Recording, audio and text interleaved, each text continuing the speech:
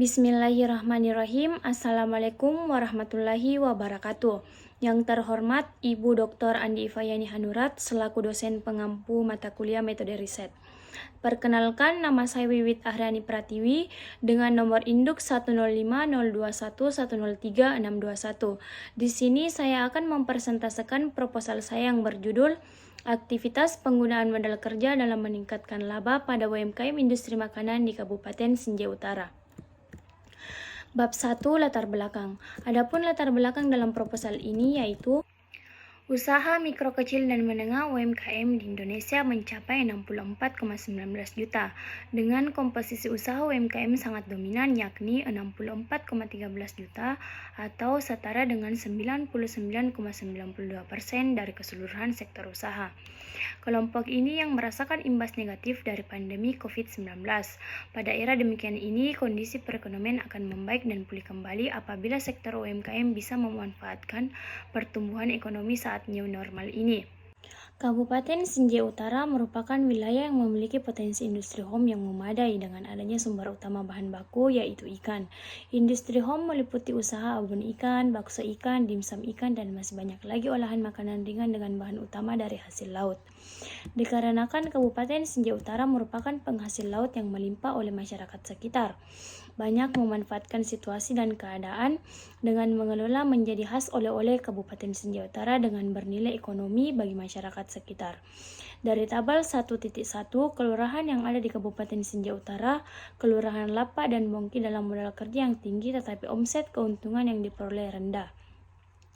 Berbicara UMKM secara umum, tentunya juga tidak akan lepas dari UMKM industri makanan, mengingat sebagian besar bisnis UMKM adalah bisnis yang berada di sektor yang termasuk kategori industri makanan.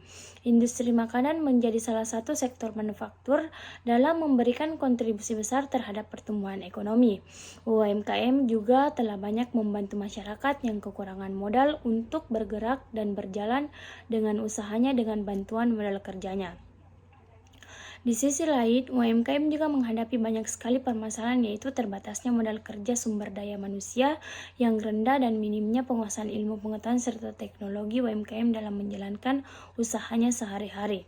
Pada tabel 1.2 pada industri home tahun 2019 sampai 2021 terjadi fluktuasi naik turunnya jumlah modal kerja masyarakat Kabupaten Sinjai Utara yang hanya menggunakan modal internal atau modal sendiri yang dipunyai dengan seadanya belum ada penambahan modal dari pihak eksternal. Peningkatan modal kerja pada industri tahun 2019 modal kerja sebesar 6 juta rupiah, lalu dengan keuntungan sebesar 14 juta rupiah. Meningkatnya modal kerja pada tahun 2020 tersebut namun keuntungan malah menurun. Adapun rumusan masalah dalam penelitian ini yang pertama yaitu bagaimana strategi pengelolaan modal kerja untuk mengoptimalkan keuntungan pada UMKM di Kabupaten Sinjai Utara. Kemudian yang kedua yaitu bagaimana modal kerja yang efisiensi pada UMKM di Kabupaten Sinjai Utara. Kemudian yang ketiga, apakah kendala yang dihadapi dalam pengelolaan modal kerja pada UMKM di Kabupaten Sinjai Utara. Kemudian bab 2 tinjauan pustaka yang pertama yaitu tinjauan hasil penelitian. Perbedaan hasil penelitian dengan penelitian yang akan dilakukan terletak pada objek penelitian dan kajiannya. Pada penelitian Adan Yusuf Ahmed meneliti pengelolaan modal kerja dan kinerja keuangan usaha kecil dan usaha menengah. Kemudian pada penelitian Rati Andaningsi, penelitian ini berfokus pada peranan good corporate governance dalam meningkatkan laba perusahaan dan pertumbuhan bisnis UMKM. Sementara penelitian yang akan dilakukan objeknya ialah usaha mikro kecil dan menengah atau UMKM, maka analisis kajiannya akan berbeda pada fokus penelitian modal kerja di masa new era. Kemudian yang kedua yaitu tinjauan teori dan konsep. Yang pertama yaitu manajemen keuangan. Menurut Mustafa 2017, manajemen keuangan menjelaskan tentang beberapa keputusan yang harus dilakukan, yaitu keputusan investasi, keputusan pendanaan, atau keputusan pemenuhan kebutuhan dana, dan keputusan kebijakan dividen. Kemudian yang kedua yaitu efisiensi penggunaan modal kerja. Menurut Jarwanto 2001, menyatakan bahwa untuk menguji efisiensi penggunaan modal kerja, suatu perusahaan dapat dilihat dari rasio yang digunakan, yaitu rasio perputaran modal kerja. Kemudian yang ketiga, laba. Laba merupakan mencari keuntungan sebanyak-banyaknya dan menekan biaya seminim mungkin adalah tujuan perusahaan. Kemudian yang keempat, modal kerja. Menurut Munawir 2005, modal kerja ialah kelebihan nilai aktiva yang dimiliki oleh perusahaan terhadap seluruh hutang-hutangnya. Kemudian yang kelima yaitu manajemen modal kerja. Menurut Kasmir 2016, manajemen modal kerja digunakan untuk melakukan kegiatan operasi perusahaan. Kemudian yang ketujuh yaitu usaha mikro kecil dan menengah UMKM yang diatur dalam Undang-Undang Republik Indonesia Nomor 20 Tahun 2008 tentang UMKM. Kemudian yang ketiga yaitu kerangka pikir. Studi normatif Islam meliputi studi melalui Al-Quran dan As-Sunnah yang terkait dengan objek yang diteliti. Studi teoretik sebagai landasan teori konvensional dalam Islam, serta studi empirik sebagai hasil penelitian sebelumnya. Perpaduan antara studi normatif, studi teoretik, dan studi empirik dapat disusun rumusan masalah.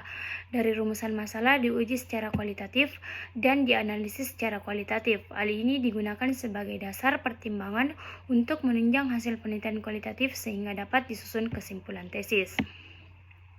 Kemudian bab 3 metode penelitian. Yang pertama yaitu pendekatan penelitian. Jenis penelitian yang digunakan dalam penelitian adalah pendekatan kualitatif. Kemudian yang kedua, lokasi dan waktu penelitian. Objek dalam penelitian ini adalah perusahaan usaha mikro kecil dan menengah UMKM. Waktu penelitian dan pengumpulan data serta analisis dilakukan selama 3 bulan, mulai dari bulan Juni sampai dengan akhir September. Kemudian yang ketiga yaitu unit analisis dan penentuan informan. Yang pertama yaitu para pelaku usaha mikro kecil dan menengah yang beroperasi dari tahun 2019 sampai 2021. Kemudian yang kedua yaitu para pelaku usaha mikro kecil dan menengah yang mengalami kendala yang dihadapi dalam pengelolaan modal kerja. Kemudian yang ketiga yaitu para pelaku usaha mikro kecil dan menengah yang bersedia memberikan informasi yang dibutuhkan oleh peneliti.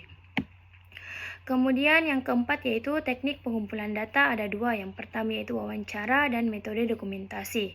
Kemudian teknik analisis data digunakan yaitu data primer dan data sekunder. Kemudian pengecekan keabsahan data. Data penelitian kualitatif harus mengungkap kebenaran yang objektif. Karena itu keabsahan data dalam sebuah penelitian kualitatif sangat penting. Melalui keabsahan data, kredibilitas atau kepercayaan penelitian kualitatif dapat tercapai. Dalam penelitian ini untuk mendapatkan keabsahan data dilakukan dengan triangulasi. Kemudian yang terakhir, pedoman wawancara. Adapun rumusan masalah yang pertama yaitu bagaimana strategi pengelolaan modal kerja untuk mengoptimalkan keuntungan pada UMKM di Kabupaten Sinjai Utara menghasilkan 3 pertanyaan. Yang pertama yaitu apa yang menjadi strategi dalam mengelola modal kerja di usaha Anda? Kemudian yang kedua, dalam pengelolaan modal kerja di usaha Anda, apa yang menjadi faktor utama untuk mengoptimalkan keuntungan? Kemudian yang ketiga, bagaimana peningkatan keuntungan usaha Anda setelah mengelola modal kerja dengan baik? Kemudian rumusan masalah yang kedua, bagaimana modal kerja yang efisiensi pada UMKM di Kabupaten Sinjai Utara menghasilkan 3 pertanyaan. Yang pertama yaitu saat memulai usaha Anda, berapa modal yang Anda sediakan? Kemudian yang kedua, apa saja strategi yang Anda lakukan untuk mengefisiensikan modal kerja dalam usaha Anda? Kemudian yang ketiga, dari jumlah modal yang Anda keluarkan, apakah memberikan keuntungan yang signifikan? Kemudian rumusan masalah yang ketiga, apakah kendala yang dihadapi dalam pengelolaan modal kerja pada UMKM di Kabupaten Sinjai Utara menghasilkan 3 pertanyaan. Yang pertama yaitu dalam pengelolaan modal kerja di usaha Anda, apa saja kendala yang Anda hadapi selama ini? Kemudian yang kedua yaitu di antara kendala yang dihadapi, apakah ada kendala yang tidak bisa diselesaikan? Kemudian yang ketiga, apa penerapan yang Anda lakukan untuk mengurangi kendala dalam mengelola modal kerja di usaha Anda? Sekian dari presentasi proposal saya, lebih dan kurangnya mohon dimaafkan. Assalamualaikum warahmatullahi wabarakatuh.